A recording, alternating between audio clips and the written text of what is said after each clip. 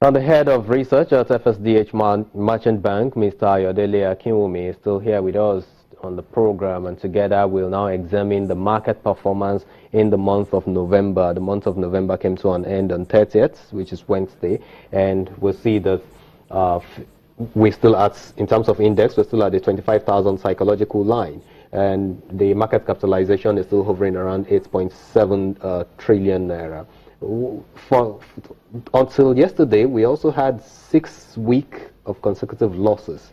In essence, it goes to say that we had losses entirely in the month of November. Talk to us about what informed that trend, actually, or the volatility. Thank you very much. I think, the market is not, cannot be insulated from what's happening in the broader economy. So we've seen rising inflation. Just before we went on break, we talked about the high yield in fixed income securities. People call it riskless investment or risk-free investment, but the thing is that it has guaranteed return and it has minimal risk. But when you are investing in equities, there is no guaranteed return, and it's high risk, high return, and you could lose all your money. And so we saw contraction in GDP in Q3, but over higher than what we had in second quarter of the year and first quarter of the year, and that, of course, in line with our expectations. You also mentioned about the trade deficits that we had in the month of in the third quarter of this year.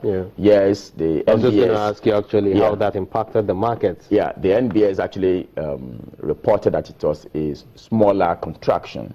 You rightly mentioned the fact that it was due to the exchange rate devaluation, because the second quarter was valued maybe less than 200 naira to a dollar, but now you are valuing it as about $300 naira to a dollar. So you see that differential, and that impacted on the numbers that NBS published because they gave us the number in naira. Right. So the contraction of the economy, high inflation rate, weak exchange rates, investors' apathy, the fact that foreign investors have not really been coming to Nigeria's equities market, the poor performance of even the companies that are quoted on the equities or the stock exchange, all contributed to the weak performance that we had on the market in the month of November. So we saw a lot of losses. Nigerian Nestle, for the first time, recorded a loss in that quarter.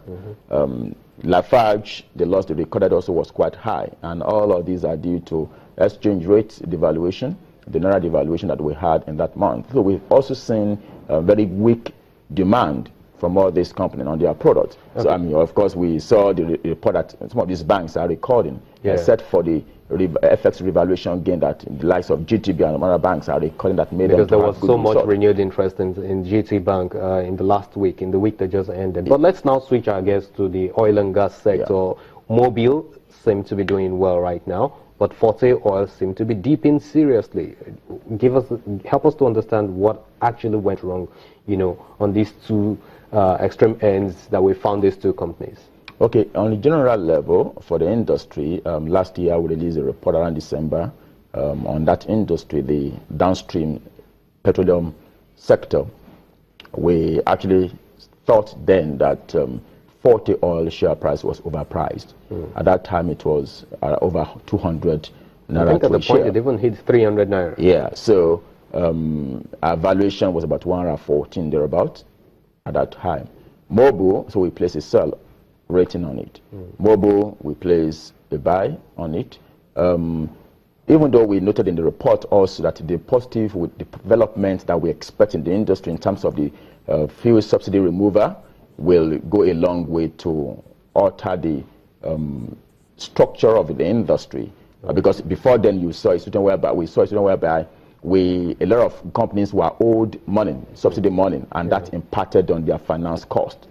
A lot of them had to be borrowing money at very huge rates, and the interest rate went up so massively. We had receivables was quite high, and this affected our bottom line. But coming to, and of course, we had a meeting with the management of the Forte Oil, and we advised them the need for them to convert part of their high interest loans to lower interest, and I think they've done something like that by using a lot of bonds about a few weeks ago. Now, so we think there was a correction in line with our expectation on the share price of Forte Oil, and that was why it came down. Even though it came down beyond the level we thought it's going to do, but that's market reaction, market interplay. For Mobil Oil, there was released an announcement by the company last month about the possible divestment by the ExxonMobil, holding 60% of that company, and to a core investor. So that information came to the market, and of course the company they are divesting to has extensive experience and outlets in the country, NEPCO Investment, and therefore that impacted the share price, and I think it's led the gainer stable in the month of November.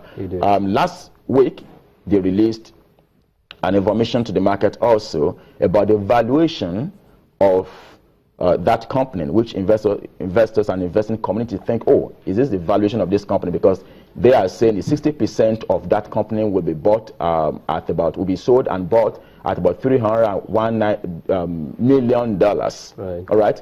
And if you are selling 60% of a company at $301 million, which is the equivalent of a 90 billion naira, it means that the 100% of it will be about 150 billion. 150 billion for 100% is like over 400 naira share per share. So that's what impacted on the share price the last 2 weeks. Okay, apparently there's so much to talk about. We couldn't even touch on the issue of ETI, Ecobank Transnational Incorporated, but of course we should be able to have you again on the program to give us full details on the market like this. Mr. Ayodele Akinwumi, Research Head at FSDH Merchant Bank, thank you so very much for coming on Capital Markets today, and we hope to have you again. And on that note, it's a wrap on the program. I'm Temple Ashaju, and I'll see you next time. Let's continue the conversation on Twitter at Channels TV and at CTV Centrally. Bye for now.